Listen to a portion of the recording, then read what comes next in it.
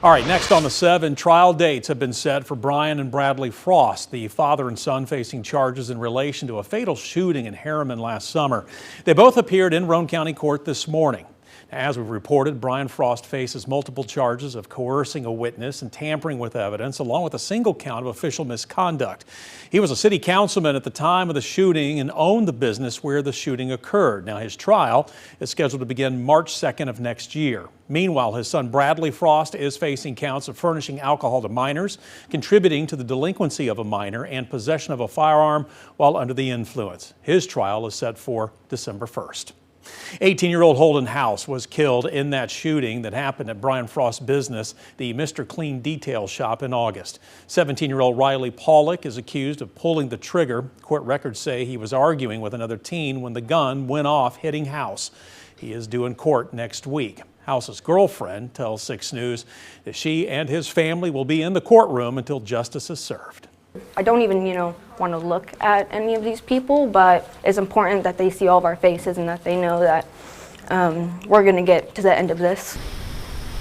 Tony Williams also appeared in court. He is facing 1 count of accessory after the fact in connection to the shooting. No decisions were made in his case today. And continuing our Big 7 list for you, 2 women have been indicted in connection with a reported sex crime involving a child. Indictments obtained by 6 News show 24-year-old Faith Renzo of Harriman is charged with statutory rape by an authority figure. 38-year-old Mary Gregg of Rockwood is charged with facilitation of statutory rape by an authority figure. The indictment says Renzo had sexual contact with a child between the ages of 13 and 18 last year. The 2 pleaded not guilty today in court. Their next court date has been set for mid-July. All right, next on the 7 tonight, we're learning the man arrested after complaints of someone touching themselves inappropriately at IAM's Nature Center is still in jail. Court records show Randy Ramirez is being held on a $25,000 bond after a hearing this morning. Ramirez is scheduled to be in court March 10th for a preliminary hearing. Ramirez was arrested on charges that include public indecency, stalking, and simple assault related to 2 separate incidents at IAM's. Of course, we'll keep track of this case as it moves through the court system. Continuing our Big 7 list for you now, after the Supreme Court struck down most of President Trump's global tariffs created under the International Emergency Economic Powers Act, a new global tariff is set to go into effect tomorrow. The president signing an executive order shortly after the ruling to impose a 10% global tariff, later suggesting that number could be raised to 15%. Now, this action, done under Section 122 of the Trade Act of 1974, is only valid for 150 days. That is, unless extended by Congress.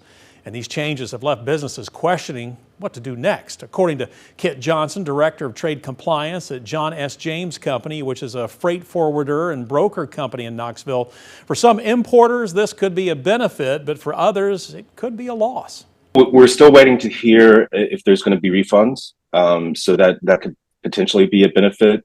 And again, with the way that the IEEPA tariffs that the Supreme Court struck down had different rates for different countries, it could be a benefit or a loss for certain companies, depending on where they're importing from. In East Tennessee, he says they work with a variety of importers, from chemicals to agricultural equipment to fireworks, just to name a few. And these changes will impact most of them unless they are bringing in U.S. goods.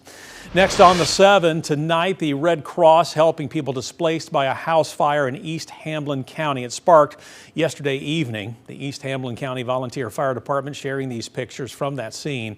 The fire already tearing through the house when first responders arrived. At first, crews fought the fire from inside the home, but they had to be evacuated due to floor and roof collapses. No injuries were reported. No word tonight, though, on a cause.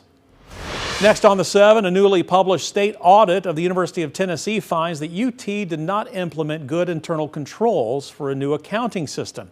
State audit also found issues unapplied grant receipts at the end of the year. But since then, the report states management identified and corrected what are being referred to as significant overstatements in grant reporting to the tune of more than $28 million. The audit found a change to the way UT tracks its records in the new accounting system is to blame. Now, the state, meanwhile, is recommending UT to update or create comprehensive written policies for its new accounting system. Our list continues. This is a traffic alert I want to get you up to date on. Get ready for another round of rolling roadblocks on I-75 here in Knox County. TDOT says those rolling roadblocks on 75 South will begin around 1 o'clock tomorrow afternoon. Now, this is connected with the Emery Exit Project. TDOT says crews are going to be blasting in that area. We're told tomorrow's rolling roadblocks will begin at the Raccoon Valley Road exit. They should last anywhere between 15 and 20 minutes. Also on our list tonight, around 150 people from 44 countries were naturalized in Knoxville this morning, becoming American citizens.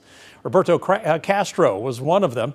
He says becoming a U.S. citizen was a dream that he had ever since he was a little kid. He adds that half his family is from the U.S., the other half from Mexico, and that this step he took, well, brings both halves of his family together. He is also sharing this message with other people thinking about becoming U.S. citizens. It's a long process, but I encourage them to do it. It's absolutely worth it. I don't think there's anything better than becoming a citizen, and don't give up. Long process. Would definitely encourage everyone to go for it. The ceremony was emotional for him. And wrapping up our Big 7 list for you, the Knox County Community Action Committee says its volunteer-assisted transportation program needs help now more than ever. As the senior population continues to grow in Knox County, so does the need for rides to vital appointments and really everyday essentials. The volunteer-assisted transportation program has been in service for 16 years now, helping by providing rides for seniors and people with disabilities across Knox County. Volunteers drive clients to medical appointments, the grocery store, as well as other essential errands, trips many would otherwise miss. Right now, the program has just over 20 volunteers, but with a growing senior population and about 300 rides provided each month, they need at least 20 more. Four-year volunteer Mark Mason shares the program is vital to helping seniors maintain their independence and access critical services. Otherwise, and they don't have family that can help, or they don't have other means to get to the store or get to their doctor's appointments. So we're here to just help them and take care of them in whatever way they need.